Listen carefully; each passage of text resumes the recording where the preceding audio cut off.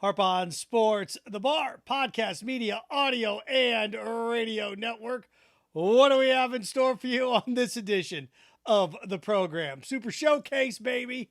Here we are, Philly, Kansas City, the one seeds in both conferences, hooking up for a Super Bowl title. Something that's only happened, what did I see? Twice? It happened 3 years ago when we had the Niners and the Chiefs, right? But it's only happened two other times in the last 16 years, 17 years, something crazy like that. So rarefied air when it comes to this. Going to look at both conference championships before we dabble into the Super Bowl a little bit. Also, got some good stuff today. More or less, Kellen Moore, no longer the offensive coordinator for the Dallas Cowboys. If I'm the Tampa Bay Buccaneers, I'm all over this. All over this dude. He's going to get a job, going to get it quick. He's a scapegoat, along with Nussmeier there in Dallas. Somebody had to go, not going to fire the coach, fire the coordinator. Okay, Kellen Moore, Tampa, get it done. I'll tell you why he's the perfect fit for what they want to do. And also, Keyontae's calling. As Keyontae Johnson takes on the Florida Gators. What do you have, 13-11? Is that what he finished with? And Kansas State just absolutely skull drags Florida and what it means for the Gators going forward. Harp on Sports, the Bar, podcast, media, audio, radio network. Remember, follow, share, like, subscribe at Harp on Sports Twitter, at Harp on Sports Instagram, Harp on Sports, the Bar, Auditory Route, Buzzsprout, Spotify, Apple Podcast, Harp on Sports YouTube page, and of course, Harp on Sports, the Facebook page, and the website at harponsports.com. For those of you watching this video, I've got my Lenny Dawson, Kansas City Chiefs jersey on. I'm not a jersey guy. I don't wear them. It's like wearing another man's clothes, but I felt that it was needed for this one because Lenny was there, maybe, at Arrowhead. Hey, look, I'll start off with the Eagles first and what the Eagles win over the 49ers means, and that actually has monstrous ramifications. The Eagles were just sitting back the last, few weeks. They got healthy. They drill the Giants. And then look, the Niners basically quarterback less without Brock Purdy and Josh Johnson, but they had to run the ball the whole third and fourth quarter. It was ugly. It was awful, but it's going to change the narrative here.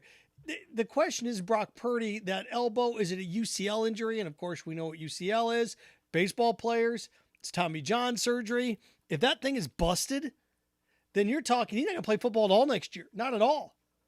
So you have Trey Lance sitting there. I mean, this is set up perfectly for Tom Brady to come to the 49ers. It is now. Brock Purdy's injury opens the door for Tom Brady to walk right into San Francisco. It does. And that'll be the thing that doesn't necessarily bubble to the surface, maybe for the next 24 hours or so. But oh boy, once that MRI result comes back, to me, if he's injured and he's done for the year, then Brady to San Francisco makes perfect sense. Or then you can start talking about the Aaron Rodgers to San Francisco stuff. But if the Packers are going to trade him out to San Francisco and watch him win a Super Bowl. So that'll be interesting because the Niners are, a healthy quarterback away. Brock Purdy almost got him there. Does this mean Purdy's career is done? Well, we'll see how bad that injury is, but he'll play again.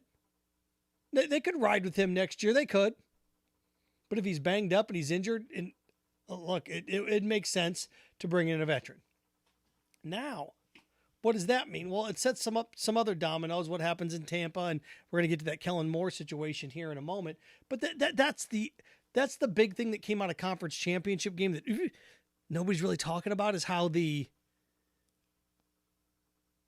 situation was set, or at least the groundwork is laid for Tom Brady to head out to the Bay.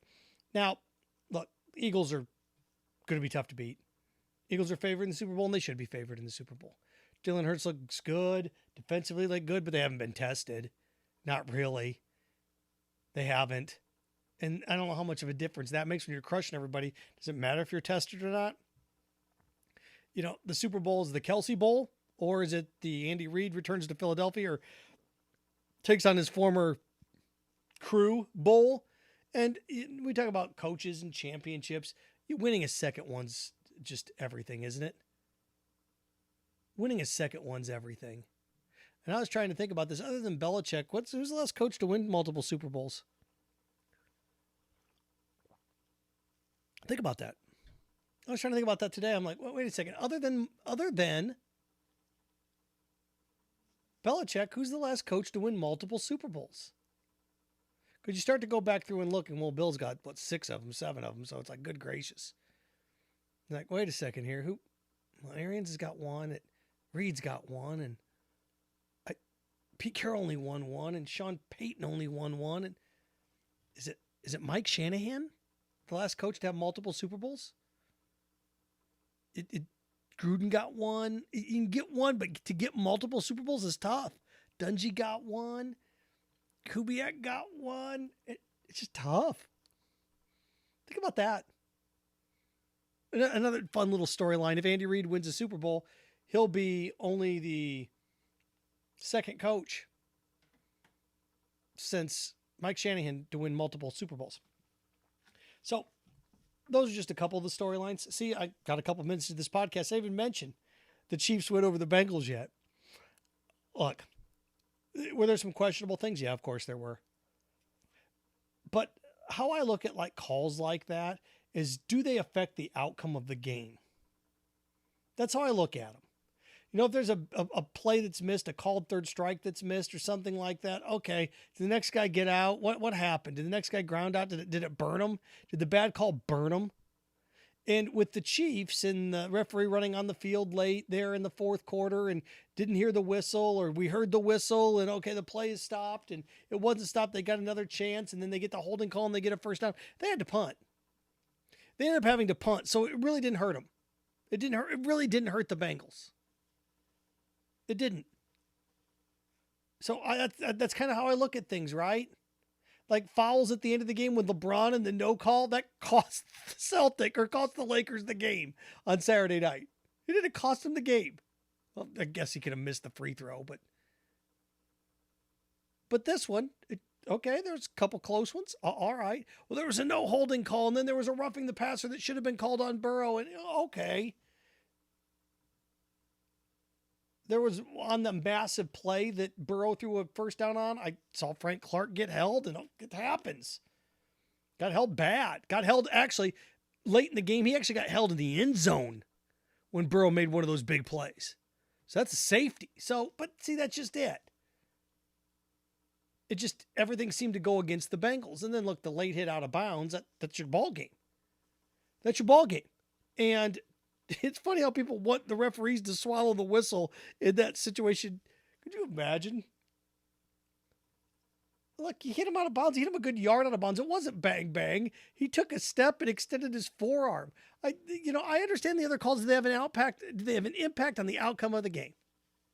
I had a boss once. Good gracious, I'm not going to mention his name. Good night, man. I've had some really awesome bosses. 90% of my bosses have been awesome in my career. This guy was a dingleberry. And I'll never forget, ever, ever, ever. Not going to say it was an SEC school that he went to. But I remember they got drilled by Auburn once. And I remember him in the office going, well, the refs had 3 big calls, holdings that took touchdowns off the board. What were you holding? That doesn't matter. Yeah, it kind of does. Yeah, because if that's the case, well, then the Chiefs should have been up big because of Pacheco's touchdown run that got called back. These things happen. Did officiating cost the Bengals the game? If correctly calling a late hit out of bounds cost the Bengals the game, then yes, it did. But the other calls, the official coming in late and the holding and things like that, look, didn't affect the outcome of the game. And the Burrowhead stuff. I mean, you've got the MVP who's hobbled. And, when the mayor and everybody starts taunting you, you're the Chiefs. You're in your 5th straight conference championship game. You're an underdog. You're down 3 receivers. You're down 3 receivers in the fourth quarter. You're down 2 starters on defense in the fourth quarter. And I don't know how much that resonates at that point. I don't. But I do know this. It didn't help Cincinnati. It didn't help. And you have Chiefs players getting nailed for taunting penalties. It's funny if we're going to sit here and talk about, well, come on, let him play. It didn't have an impact on the outcome of the game. Taunting never has. Unsportsmanlike conduct like that never has an impact on the game. I always say this, and you hear me say it time and time again. I think it's so fascinating in a sport that we pride ourselves on manliness and toughness, that if another player flexes or stares at somebody, we've got to flag them. Tough. Play with broken legs. Play with broken arms. Tough. Oh my God, did you see what he did? He flexed. We need a penalty. Fascinating to me. But look, it's going to be a great Super Bowl. It is. The Bengals will be back. And, I wrote down some things here. We know it's the Chiefs, the Bengals, and the Bills in the AFC. Yeah, the Bengals drilled the Bills. They're going to be fine. They're going to be back. They're okay. They've got their quarterback signed. They've got some work that they need to do, but they're going to be okay. The Chiefs, this is supposed to be a rebuilding year. For crying out loud, they've got 5 starters that are rookies. It's supposed to be their rebuilding year. And the Bengals will be back too, but the one thing the Bengals don't have going for them, wrote this down, these things are important. Jamar Chase and Joe Burrow are still on rookie deals, which means Chase is he's going to reset the market for a receiver. Jamar Chase may be the first $200 million receiver in the NFL. Maybe. So if Jamar Chase is a $200 million receiver, Joe Burrow is going to be a $55 million a year quarterback. The minute you start shuffling money into those situations, it's tough. Look, the Chiefs had to make that decision this last year, didn't they? Tyreek Hill had to go. Can't pay everybody. Got to pay Kelsey. Can't pay everybody. Chiefs chose to pay offensive linemen rather than Tyreek Hill. That's what they chose. The Bengals are going to have to make that decision too. They got to build up front. They've got all these receivers. We got to pay guys. The thing that the Bengals, if you're going to talk about windows with the Bengals being only one more year, you kind of have to look at that they don't have their 2 big guys under contract. They don't. So financially, they got one more year financially before it starts to become tight on them. The other thing is, you look around, the Jaguars want to join that party. I tell my Jags friends, you built your team through free agency. That doesn't last. You've got the quarterback, which is gigantically important. Offensive line up front, you've got Cam Robinson signed. You're okay up front, but Evan Ingram's a free agent. He's not going to sign for less than $10 million a year. You're probably looking at $13 million a year to keep Ingram. You're $13 million over the cap. You can cut some guys. It's going to be tough. The Chiefs are where they are because they draft better than anybody else in the NFL. They do. Last 5 years, the Chiefs have drafted better than anybody else in the NFL. That used to be the Patriots that did that. Now it's the Chiefs. So they draft what they can. It helps when you have Patrick Mahomes. But the way this is set up, those are the big 3. In the NFC, you'd like to sit there and point to the Philadelphia Eagles as being, okay, that team. The Niners are right there. It's the Niners and the Eagles. So you got a big 3 in the AFC with the Jaguars peeking around. But look, they're in salary cap trouble, and they're going to have to rebuild this thing, and they're going to have to draft better. They are. The Jags draft horribly. They just do. Go back and look how many picks they've had to cut and trade and get rid of. Oh, plus they got to make a decision on Josh Allen on the defensive line. You pay him $17 million a year. Now all of a sudden you're back to $10 million over. Got to figure out something. In the NFC, you got the Eagles and the Niners. The Bucs and the Packers have exited stage right. So now what else is there? The Cowboys are going to be good. It's going to be fun. The one thing I would say out of this weekend, people are going to point to officiating. The one thing the NFL needs to do, stop it with a 53-man roster. Make it a 51-man roster, and the 3 quarterbacks don't count against the 53-man roster. If the NFL were smart, quarterbacks would not count against the roster, and they'd shrink the roster. 51-man roster, you get 3 quarterbacks. Now, you want to add a 4th quarterback? Now, fine, then you're down to 50-man roster. But the NFL needs to fix this. Or if you really want to go crazy, make it a 50. If you can have 54 players, but you have to dress 3 quarterbacks. I just think it's just easier to do a 51-man roster. The quarterbacks don't count against the roster limit. Because you can't have a team in a conference championship game handing off the ball. You can't. It's the one position that's the most important position in sports. And it's the position in sports that has the fewest backups. You can blame teams for that just because of the rosters, but you can remove this equation. 51-man roster, 3 quarterbacks don't count to the roster. Okay. So there we go. Speaking of there we go, Kellen Moore, no longer the offensive coordinator for the Cowboys.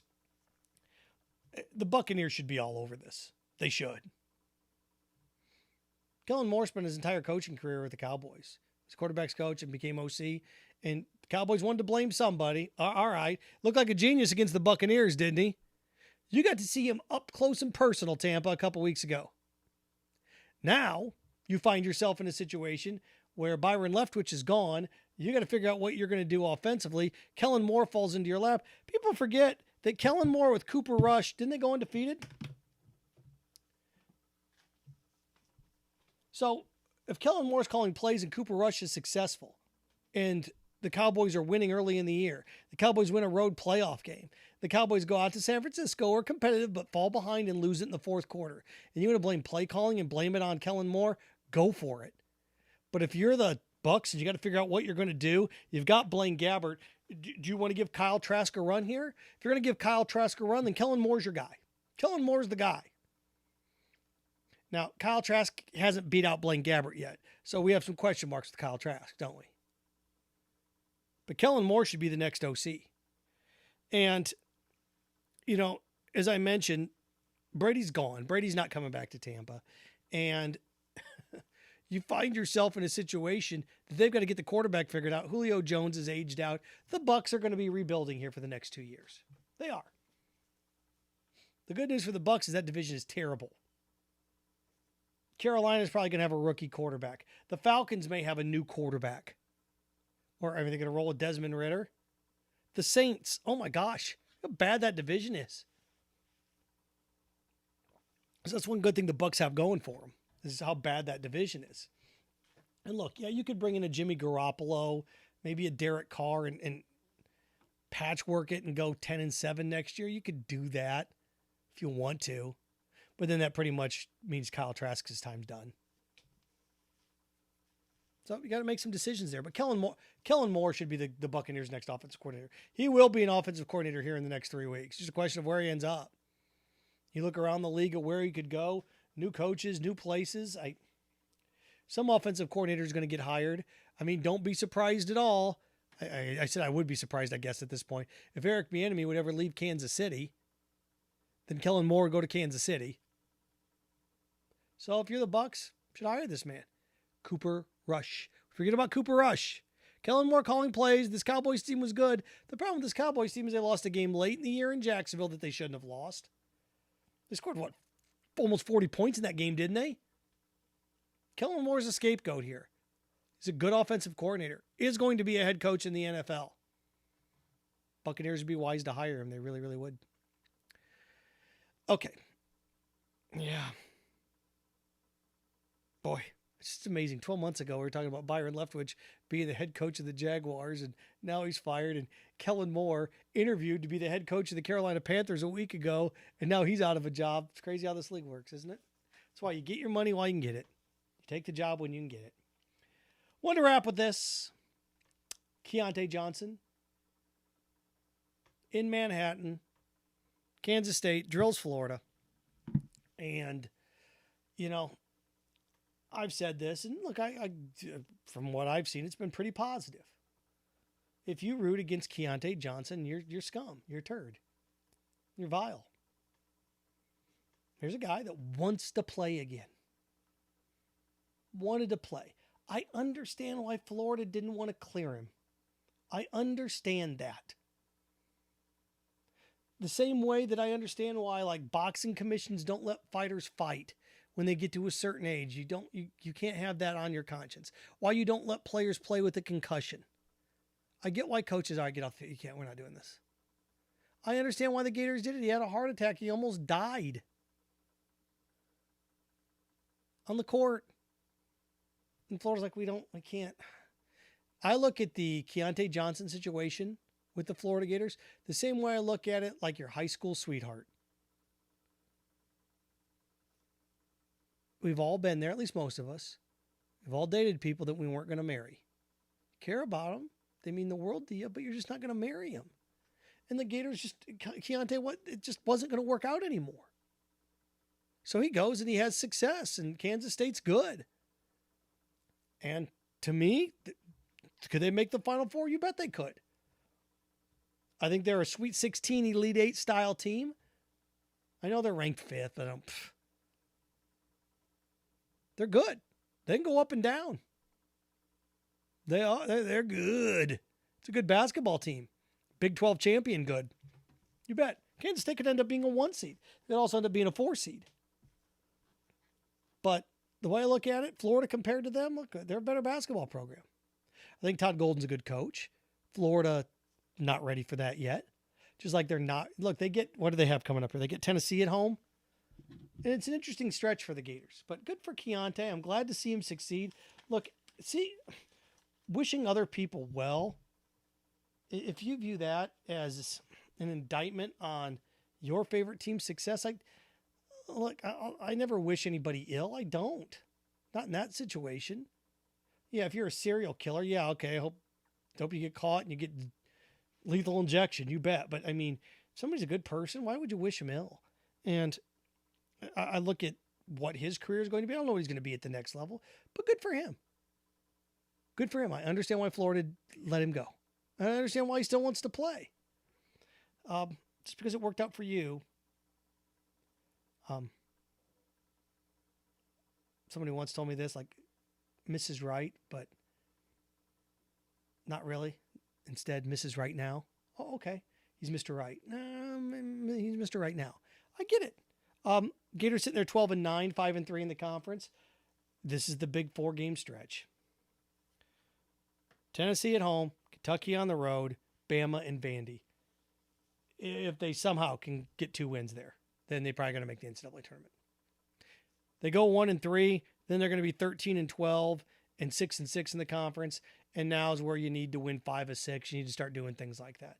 This 4-game stretch for them is everything. Now they can still make the SEC tournament and still win it. There's avenues here. There are avenues here for this. But the way I look at it, to me, these next 4 games, they had a chance to go into Kansas State and do it. They didn't. They get Tennessee at home. Okay. They have to go to Kentucky. All right. To me, it's who'd have thought this, the most winnable games in the next 2 weeks are Kentucky on the road and Vandy. If they can go 2-2, they'll be 14-11, 7-5 in the conference, and then things kind of ease up a little bit. They'll be maybe favored in one of those games, maybe. It's a brutal run. But if you want to make the tournament, you got to win games like this.